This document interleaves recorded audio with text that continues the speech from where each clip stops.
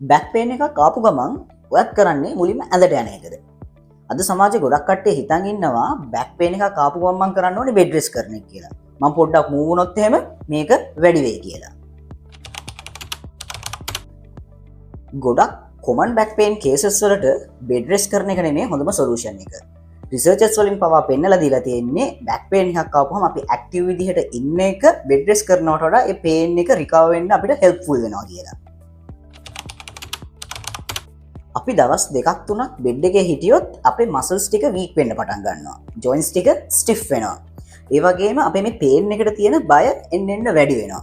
ඉතින් මේ පේන් එක කාලයක් රැඳෙන්න පුළුවන් මේ කියන හේතු නිසා. මුලින්ම පැනික් වෙන්න එපා. බැක් පේන් එකක් ආවා කියලා එකෙන් කියන්නේ හැමතිස්සෙම මෙතන සීරියස් ඩැමේජ් එකක් වෙලා තියෙනවා කියලා.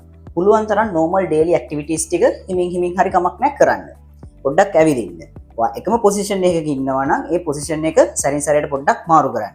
පේන් එක මැනේජබල් ලෙවල් එකක නම් තියෙන්නේ. පොඩි මොබිලිටි එක්සර්සයිසස් ටිකක්, ස්ට්‍රෙචිං එක්සර්සයිසස් ටිකක් ඔයාලට කරන්න පුළුවන්. මට එන patients වලට මම හැමතිස්සෙම කියන දෙයක් තියෙනවා. Movement is medicine but right amount of movements.